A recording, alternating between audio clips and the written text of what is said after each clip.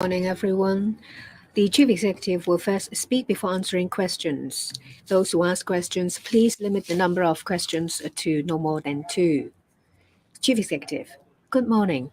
2 months ago, when I attended a press conference before the EXCO meeting, I talked about manpower shortage in Hong Kong, especially in the construction and transportation sector. At that time, I told everyone that the relevant bureaus have been looking into the situation. Once they have reached a decision to address the problem, they will announce the results. The fact is that after we have triumphed over the pandemic, we have reconnected with the world, our borders have reopened, our economy has revived. In a number of sectors, especially those that are labor intensive, we hear about manpower crunches. The government will shortly announce our proposals to address the issue. That includes importation of labor with a limited quota. The general direction of our proposals is to protect the rights and benefits of local laborers. First, we will give priority to local employees. When we need to import labor, we will only do so in sectors with a severe manpower shortage to address the problem. Secondly, we need to protect the wage level of local workers. The wages of imported workers cannot be lower than the median wage of the relevant jobs. 3. Importation of labor is supplementary and time-limited. We'll continue to enhance vocational and professional training. We will focus on training local laborers. We will attract laborers to rejoin the market forces. We will adopt a multi-pronged approach, including promotion, enhancing trainings, streamlining work processes, making better use of innovation technology, and find other ways to enhance productivity. Manpower shortages cause problems in the operation of businesses, which in turn affect the quality of services provided to the general public. In the long run, it will also harm our competitiveness.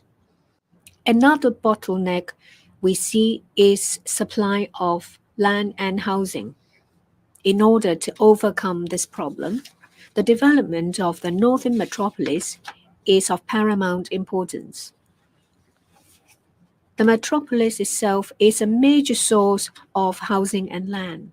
It is also a major driving force of our economic development. Yesterday, the Development Bureaus announced the setting up of the Northern Metropolis Coordination Office to coordinate and to lead the development of the Northern Metropolis.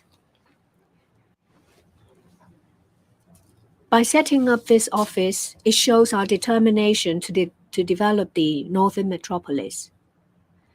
I've tasked the Coordination Office to formulate and announce within this year the action plan and initiatives of the Northern Metropolis and to enhance capacity and to expedite all processes.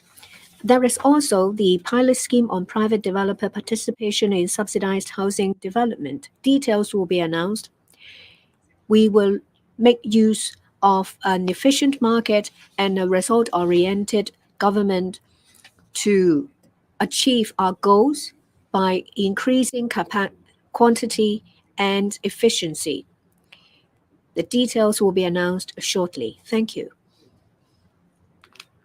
Now the floor's open for questions. Please raise your hand, identify your media outlet.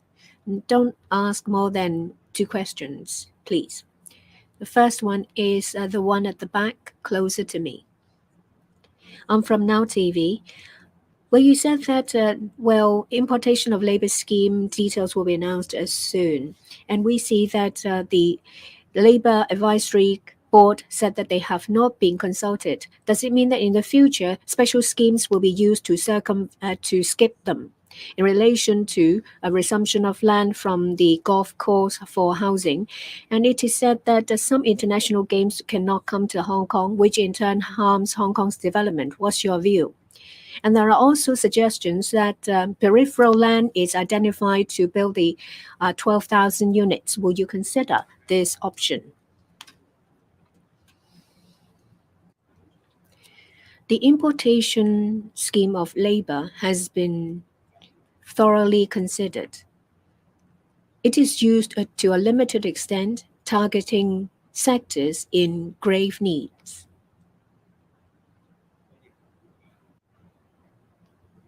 In the process of deliberation, we have spoken to stakeholders and relevant sectors. Announcements will be made soon and details will be revealed. We will also tell you about our concerns. I've already outlined the three major principles, that is, to protect the employment of local workers. And whatever the importation scheme is, it will be supplementary and time limited.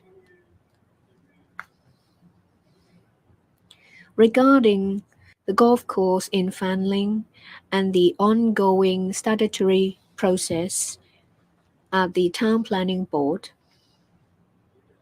I would like to say that in Hong Kong we all enjoy freedom of expression. This is fully demonstrated in this case. If you have something to say, you're allowed to do so in the statutory process, and we will listen to you.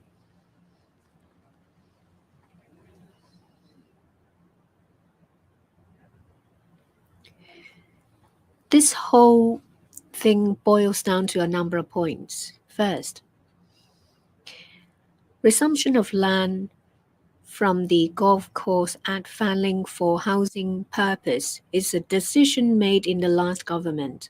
Before the decision was made, views have been collected, and those views included opposing ones and supporting ones. It was thoroughly discussed, with opposing views and supporting views fully expressed. So similar to what we're doing now. The last term of government made a decision and proceeded with the statutory procedure.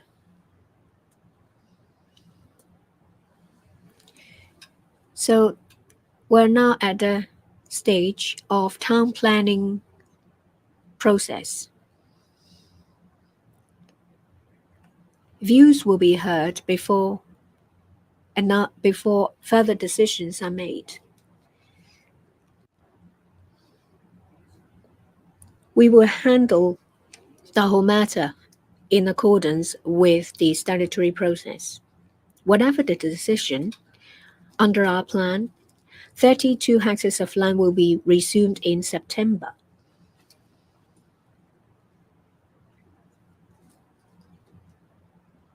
We are working in accordance with the process. In the conduct of international golf tournaments, that will not be affected.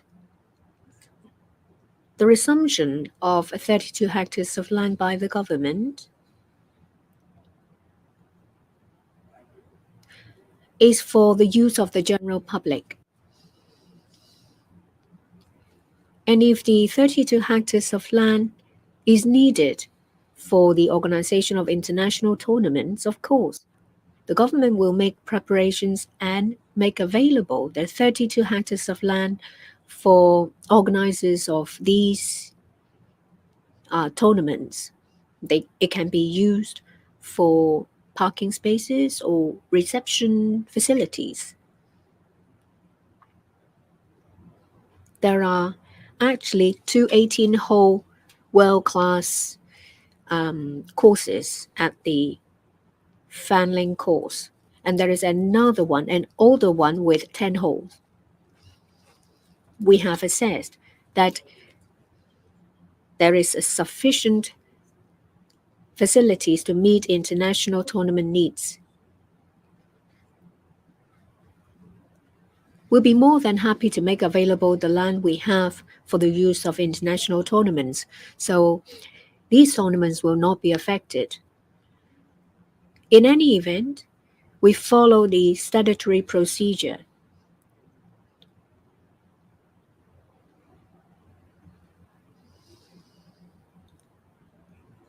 Decisions and recommendations will be made by the Town Planning Board, and we will proceed from there. Next question, on the left at the front, the lady over there. From RTHK. So just to follow up on your announcement that there will be a plan to import labor. So could you specify what's the role of the Labor Advisory Board when designing this much anticipated plan? Because you said you've consulted different sectors, but some members of the board said they haven't been consulted before. And secondly, about the government's bid to ban the protest song "Glory to Hong Kong." So, could you specify why did the government resort to applying for such an order to ban the song, and how will this order enable the government to take down the song from the internet world? Thank you.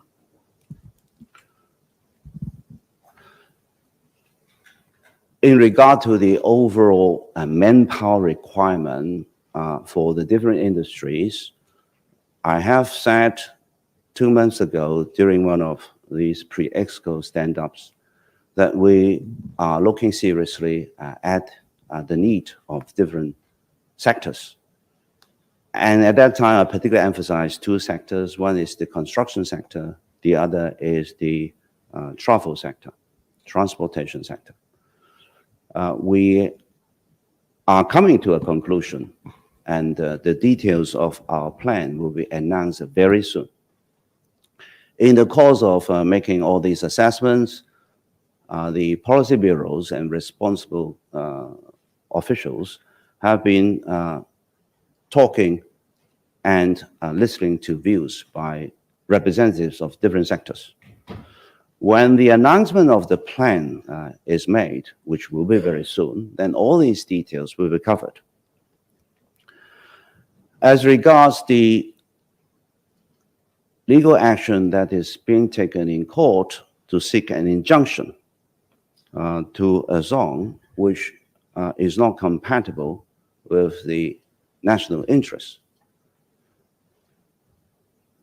it is not appropriate for me to make any comment at this stage because I respect the judicial process. But what is very clear is one point, that the Hong Kong Special Administrative Region has a duty and obligation to safeguard national security.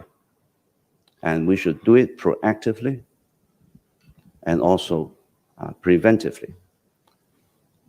This is why the government is taking this action. We'll wait for the decision of the court. We're almost out of time, so we'll take the last question on the left at the back, the lady over there. Good morning, I'm from Singtao Daily. On imported labor, over the past few months, there's talk about safeguarding local workers. We've heard a lot of that. But then last month, there was supposed to be an LAB or Labor Advisory Board meeting, but it was cancelled at the last minute. And then all of a sudden, there is talk that announcements will come very soon. So why wasn't the LAB meeting held last time? Why weren't the LAB members consulted first? The labor sector has yet to hear a solid rationale on why the government refuses to take one more step to talk to the labor sector, and the LAB thinks the government is trying to bypass them. Now, on APEC, I know the Trade and Industry Development is working on the APEC arrangement. Last time you said you will wait for the other side to make the move. Now, if you are not allowed to attend the APEC, will the TID continue with the work? Now, if you're banned this time, will that mean that you will stop attending future APEC meetings altogether? Now, on addressing the labor crunch, we've talked to the representatives from different sectors. When we take the role of the LAB seriously, very soon there will be an announcement with the scheme. We will give you the details. But I want to stress this point. When we have a serious labor crunch, and if we do nothing about that, the entire community will be affected. This will mean lower service quality, service falling short of our expectations, and they will also seriously affect our economy. Our competitiveness will suffer. So we have to address this issue. In the issue, I stressed 3 points. First, safeguarding the interests of local workers. And there are different mechanisms.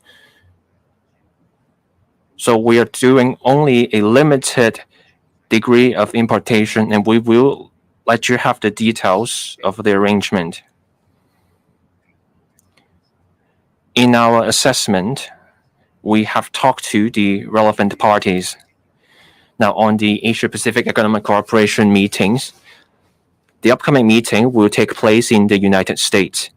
As I've said, there are rules and there are practices concerning APEC. The organizer of APEC meetings has the duty to invite the APEC members to attend the meetings. Hong Kong, China is a member. We will follow the rules and the practices of the APEC in attending APEC meetings. APEC meetings do not belong to any particular country or economy. We will follow the rules of APEC and practices in attending APEC meetings. Thank you. We will stop here. Thank you.